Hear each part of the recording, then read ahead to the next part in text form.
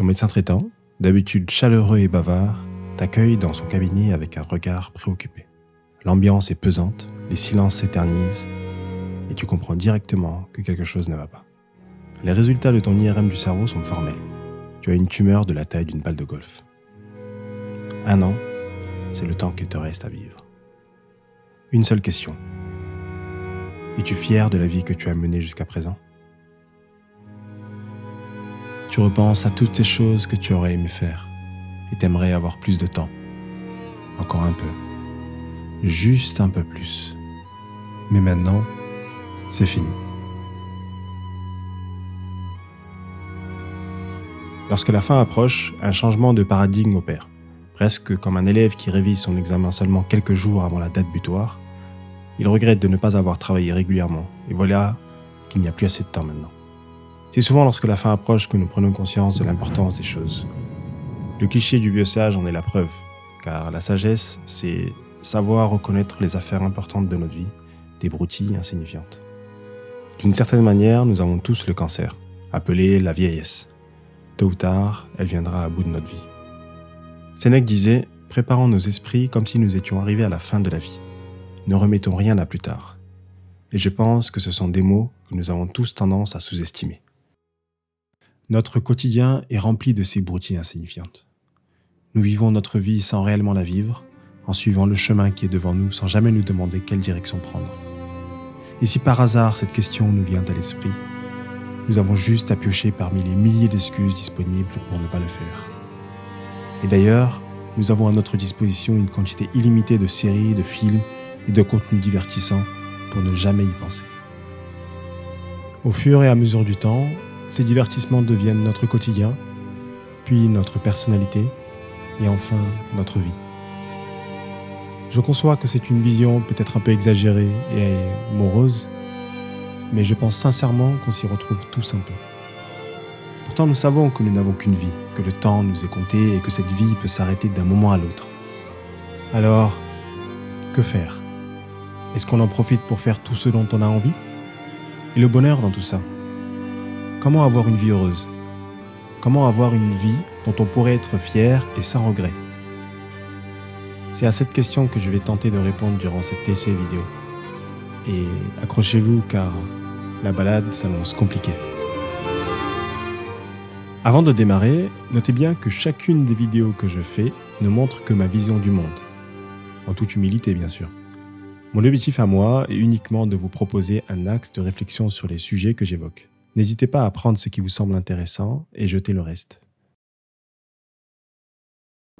Commençons par définir les termes. D'après le Larousse, le bonheur est un état de complète satisfaction. C'est un sentiment durable, différent du plaisir que l'on peut ressentir en mangeant du chocolat. L'idée de maximiser le plaisir instantané parce que nous pourrions mourir demain semble tentante. Mais est-ce vraiment la clé d'une vie sans regret ? D'un côté, il est indéniable que le plaisir immédiat apporte une forme de satisfaction. Cependant, le bonheur, celui qui remplit notre vie d'un sentiment de plénitude, est souvent le fruit d'efforts soutenus de la poursuite d'objectifs significatifs et de la réalisation de soi.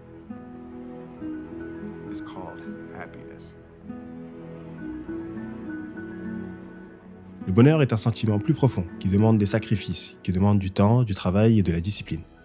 Comprenez-moi bien, le mot « travail » que j'utilise ici ne s'arrête pas seulement à celui que nous faisons pour avoir un salaire. Lorsque je dis travail, je parle aussi des efforts à faire pour se maintenir en bonne santé par exemple, ou des efforts quotidiens que l'on fait pour apporter de la joie à vos enfants après une grosse journée au boulot. C'est en gros toutes les actions que nous faisons afin d'atteindre un objectif important pour nous. Et dans ces cas-là, le sourire de vos enfants est un objectif important pour vous. À défaut de trouver un meilleur terme, dans la suite de cet essai, je risque de réutiliser le mot travail avec cette même définition. Il semblerait alors que l'équation du bonheur serait le bonheur est égal au travail multiplié par le temps multiplié par le sens. En d'autres termes, il faut du temps et du travail dans quelque chose qui a du sens pour avoir du bonheur. Et c'est là toute la complexité du bonheur, car le travail et le temps, nous voyons tous ce que c'est, mais le sens ? Comment savoir ce qui a du sens pour nous ? Les zèbres et les antilopes, les animaux en général d'ailleurs, ne voient pas le temps de la même manière que nous. Je m'explique. Si vous avez l'habitude de regarder des documentaires animaliers, il n'est pas rare de voir un troupeau de zèbres pas loin d'une meute de lions en train de se prélasser. Et les zèbres ne semblent pas du tout s'inquiéter du danger que représentent ces lions. Non, ils continuent de brouter l'herbe tant que les lions ne bougent pas. Il est fort probable que n'importe quel humain fuirait le plus loin possible si nous étions à la place de ces zèbres. Mais ce n'est pas la vie des zèbres, disait Jordan Peterson.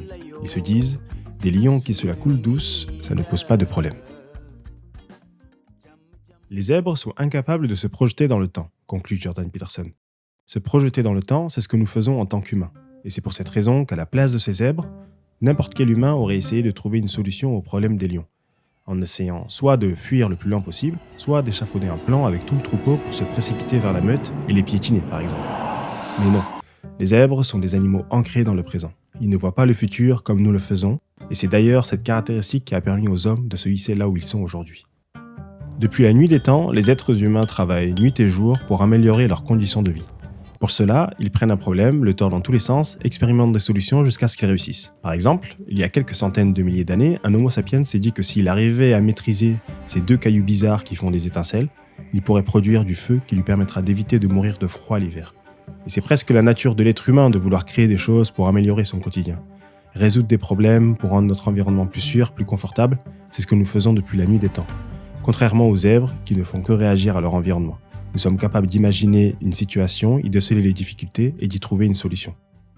Et voilà notre indice pour trouver le sens de l'équation du bonheur. Alors, pose-toi 2 secondes et demande-toi, qu'est-ce que tu peux faire pour améliorer ta vie actuelle ?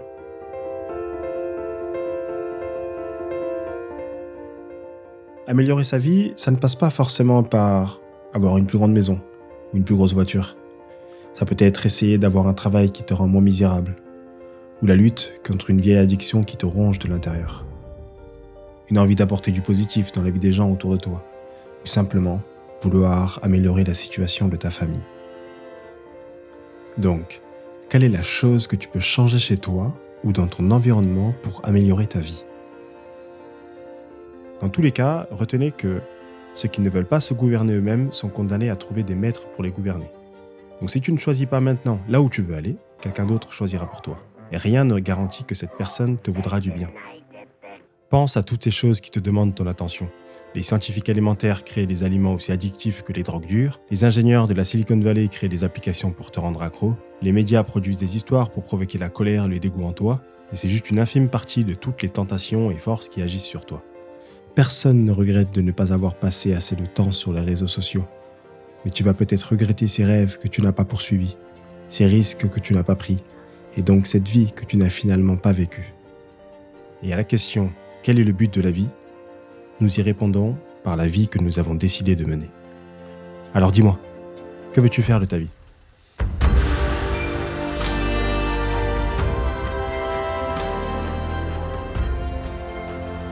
Pour vous aider à répondre de la meilleure des manières à cette question, ô combien difficile, j'ai écrit un module appelé Plan de développement personnel. Ne t'inquiète pas, il est disponible gratuitement dans la description. L'objectif de ce module est de structurer tes pensées pour t'aider à répondre à cette question.